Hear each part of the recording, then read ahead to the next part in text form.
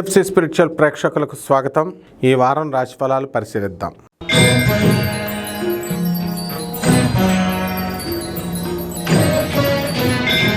వృషభ రాశి.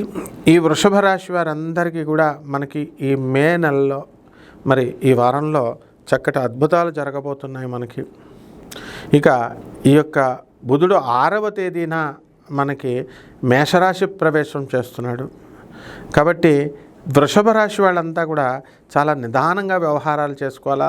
వారి యొక్క తొందరపాటు మాటల వల్ల కానీ, తొందరపాటు చర్యల వల్ల కానీ, డెసిషన్స్ వల్ల కానీ కాస్త లాస్ అవ్వడానికి అవకాశాలు ఉంటాయి.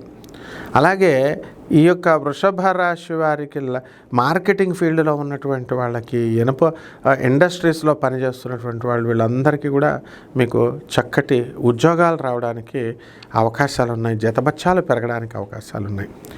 ఆ ఉద్యోగాల్లో మనకి ట్రాన్స్ఫర్స్ కావాలనుకునేటటువంటి వాళ్ళందరికీ కూడా మీరు కోరుకున్న చోట్లకి ట్రాన్స్ఫర్స్ రావడానికి అవకాశాలు ఉంటాయి. ముందుగా ఈ యొక్క వృషభ రాశి మహిళలకు కాస్త మనశ్శాంతి అనేటటువంటిది మనకు లభిస్తుంది.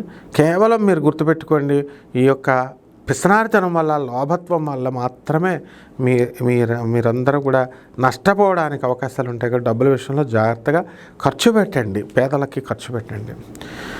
ఇకపోతే ఈ మిలిటరీలో పనిచేస్తున్నటువంటి వాళ్ళందరికీ కూడా మీకు పిలుపు వస్తుంది. ఈ వారంలో యుద్ధానికి వెళతారు.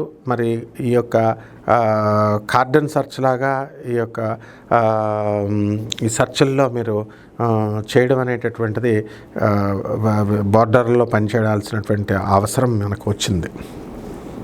అలాగే సర్జికల్ సర్చ్, అలాగే ఈ యొక్క ఇంజనీర్లకి, డాక్టర్లకి, చార్టర్డ్ అకౌంటెంట్స్, సొంత వృత్తులు చేస్తున్నటువంటి వాళ్ళందరికీ కూడా మీకు ఉద్యోగాలు బాగా లాభాలు కలుగుతాయి, స్టాండర్డ్ అవుతారు. పరిహారాలు చేసుకోవాల్సిన అవసరం ఉంది మనకి.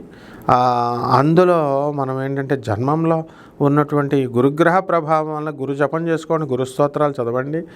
గురువుకి కిలోంపావు శనగల్ని, పసుపు రంగు వస్త్రాలనిచ్చి పేద బ్రాహ్మణులకి గురువారం నాడు ఉదయం తెల్లవారుజామున 3 గంటలకు ఇవ్వాలి, కానీ 6 గంటలకు ఇచ్చి దానం చేసుకోండి. అలాగే మేడి చెట్టుకి ఒక చక్కటి నీళ్లు పోస్తూ మీరు మేడి చెట్టు చుట్టూ దిగంబర దిగంబర శ్రీపాద వల్లభ దిగంబర అంటూ జపం చేసుకోండి. గురుచరిత్ర పారాయణ చేసుకోండి. బ్రహ్మాండంగా ఉంటుంది. శుభమస్తు.